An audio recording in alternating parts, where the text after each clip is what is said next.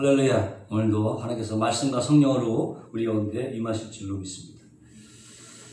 5월달은 가정의 달입니다. 특별히 어제가 어버이날이었는데, 그래서 오늘은 부모 공경이라는 주제를 가지고 우리는 나누고 있는데, 내 부모를 욕되게 하지 말라라는 제목으로 은혜를 나누고자 합니다.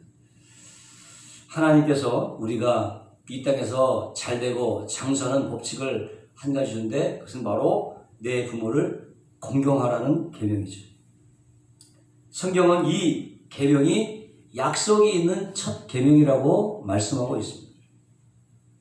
먼저 이 효자를요, 한자로 써보면은 아들 자자에 늙을로 이렇게 합해진 말인데요. 이렇게 가만히 보면은 아들이 늙은이를 얻고 있는 모습. 그러니까 효란 무엇이냐? 자식이 연로한 부모를 받들고 봉양하는 것을 말하는 것입니다. 공자는 말하기를 5가지 형벌의 제목이 삼천에 이르되 부조보다 더 큰 죄악은 없다, 이렇게 말했고요. 셰익스피어 역시도 부모의 음성은 곧 하나님의 음성이라고 말했습니다. 또 성경에도 보면은 부모를 공경하는 것이 너무나 많이 나오는데, 그 이유는 너무나 당연한 얘기인데 그럼에도 불구하고 잘 지켜지지 않고 있기 때문에 너무나 많은 말씀하고 있는 거예요. 예배소서 6장 1절과 3절에 보니까 자녀들아 주 안에서 너희 부모에게 순종하라, 이것이 옳으니라. 내 아버지와 어머니를 공경하라, 이것은 약속이 있는 첫 계명이니 이로써 내가 잘되고 땅에서 장수하리라. 그러니까 이 사도 바울도 부모를 공경하라 이렇게 말해놓고 나서는 잘 안 지킬 것 같으니까 그래 하면 너가 잘되고 땅에서 장수할 것이다, 그 부연 설명하고 있는 거예요. 올라도요, 특별한 때가 되면 이 국가나 단체에서요 크게 뭐 효부상이다, 효자상이다 이렇게 주는데, 그 이유가 뭡니까?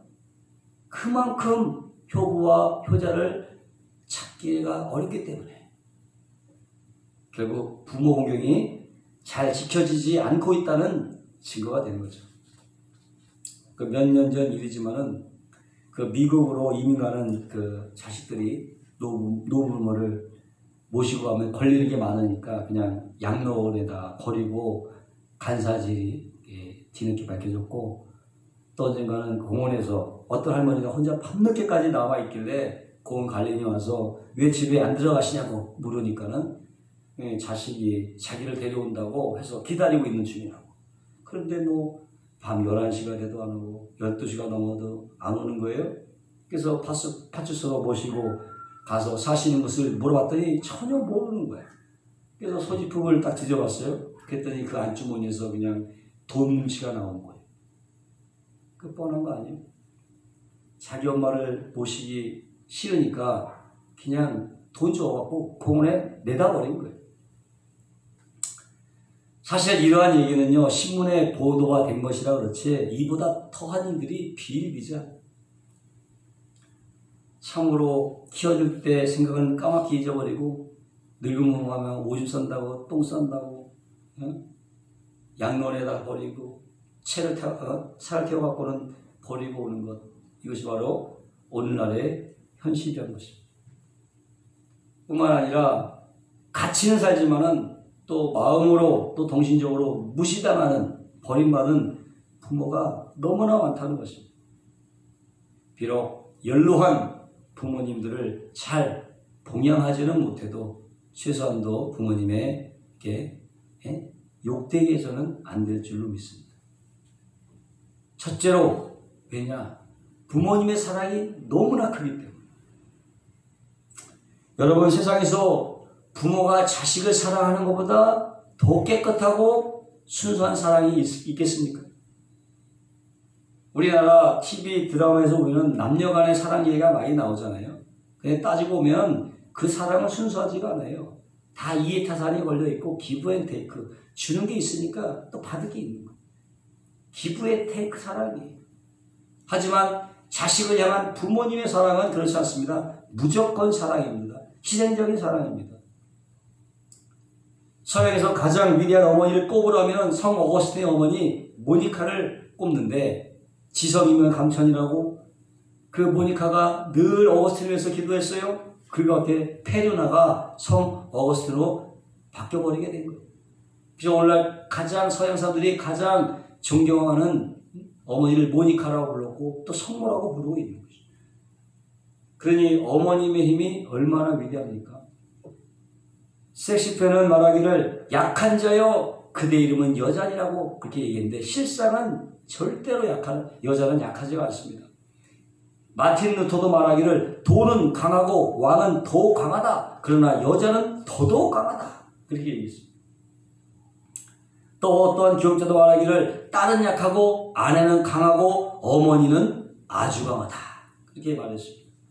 왜 어머니 강하신지 아십니까? 애 날 때 보면 알아요. 애 날 때 보면은 그냥 안간 힘을 쓰고 소리를 지르고 식은땀이 나고 그렇게 죽을 고생을 했으면서도 또 낳으려고 하니까. 제가 한 번은 교회 갔을 때 12명의 자녀를 낳은 집사님 집을 신방하게 됐는데 12명을 낳았다 해갖고 저는 엄청나게 옛날 분인 줄 알았어요. 그때 딱 보니까는 저와 연배가 똑같아. 깜짝 놀랐어요. 근데도 그때도 그냥 그 집사님, 여자 집사님이 지금 얼마 낳지 않은 애를 이렇게 안고 있는 거야. 얼마 되지 않은 애를 안고 있는 거야. 근데 막 그 모습이 너무 생글생글하고 너무 행복해 보이고 도무지 12명 난 어머니라고는 상상이 안 되더라고요. 이런 어머니를 누가 약하다고 하겠습니까? 그래서 말을 바꿔야 돼요. 강한 자여 그대 이름은 어머니니라. 이렇게 자식에 대한 어머님의 사랑은 그 해산의 고통만큼이나 크다고 하는 것입니다. 때문에 잠언서 23장이 말씀하시기를 너 낳은 어미를 경히 여기지 말고 기쁘게 여기라. 이렇게 말씀하고 있는 것입니다. 두 번째로 부모를 욕되게 하지 말아야 될 이유는 부모의 가르침이 너무나 귀하기 때문에 잠언서 3장 1절에 보니까 내 아들아 나의 법을 잊어버리지 말고 내 마음으로 나의 명령을 지키라. 그리하면 그것이 너로 장수하여 만해를 누리게 하며 평강을 더하게 하리라고 말씀하고 있는 것입니다. 그러므로 성경은 부모가 준 교훈을 어떻게 욕되게 하지 말라고 가르치고 있어요. 왜냐하면 부모님의 교훈은 곧 하나님의 교훈이기 때문에. 그러니까 하나님은 부모를 우리의 대리자로 세워주신 거예요. 그래서 유대인의 격언에 보면요. 이 세상에서 가장 훌륭한 교사는 바로 부모님이다. 이렇게 말하고 있어요. 때문에 우리는 부모님을 하나님 받들듯이 받들어야 되는 것입니다. 옛날에 우리나라에는 고려장이라는 게 있었잖아요. 한 번은 어떤 젊은이가 형편이 너무나 어려워서 늙은 어머니를 모시지 못하고 그래서 어머니를 지게에다 지고 버리기 위해서 깊은 산 속으로 싹 걸어 들어가고 있었어요. 그런데 지게에 있던 그 늙은 어머니가 자꾸 나뭇잎을 따서는 버리고 따서는 버리고 그러는 거예요. 그래서 아들이 왜 자꾸만 잎사귀를 따서 버리느냐고 그랬더니 그 어머니가 대답하기를 내가 집으로 돌아갈 때 혹시라도 길을 잃을까 봐 그렇단다 라고 말하는 거예요. 이 말을 듣고 크게 뉘우쳐서 그 즉시로 집에 모셔와서는 사흘 동안은 그 어머니를 잘 공양했다는 것입니다. 자식을 어머니를 버리려고 산속으로 가고 있는데 그 어머니는 그 자식이 길을 잃는 것을 걱정해서 낙엽을 뿌리는 것. 이것이 바로 부모라고 하는 것. 진정으로 자식의 미래와 앞날을 걱정해주는 사람은, 염려해주는 사람은요, 부모님밖에 없어요. 자식이 잘 되고 성공했을 때도 진정으로 기뻐하고 또 축하해줄 사람도 부모밖에 없어요. 역시 이런 마음을 가지고 자식이 잘못되어 갈 때에 여지없이 꾸짖고 잔소리하는 것도 다 자식을 사랑하기 때문입니다. 이렇게 부모님의 사랑을 먹고 자란 아이들은 나중에 큰 인물이 되지 않을 수가 없는 모세 보세요. 바로 공주의 그 극진한 사랑 속에서 자랐기 때문에 한 민족의 지도자가 될 수 있었고, 사무엘 역시도 한나의 눈물 어린 기도가 있었기에 하나님의 선지자가 될 수 있었고, 디모데 역시도 훌륭한 부모님께서 양육을 잘 받았기에 교회의 지도자가 될 수 있었고, 신사임당이 있었기에 율복 선생님이 있는 겁니다. 그래서 성경은 나의 명령을 지키라. 그리하면 내가 하나님과 사람 앞에 은총과 귀중히 여김을 받으라고 말씀하고 있는 것입니다. 마지막으로 부모의 노후를 욕되어야지 말아야 돼요. 요즘에는요, 노인 문제가 아주 심각해서 사회 문제로까지 대두가 되고 있는데, 예전에는요 60 넘기기가 힘들었어요. 그래서 한가짜리 했잖아요. 근데 60은 청춘이야. 저희 어머니도 거의 80이 다 되셨는데 목소리가 쨍쨍해요. 저럴 때 보면 막 귀가 멀 정도예요. 아주 건강하십니다. 근데 그런 부모님이 사실상 교회 들어오면요, 그 어머니 뭐라고 하시면 그냥 알았다고 형식적으로 대답하고 뭐 귀담아 듣지 않았어요. 근데 제가 아이를 키워보니까 그때 그 어머니 말씀이 귀에 들어오는 것입니다.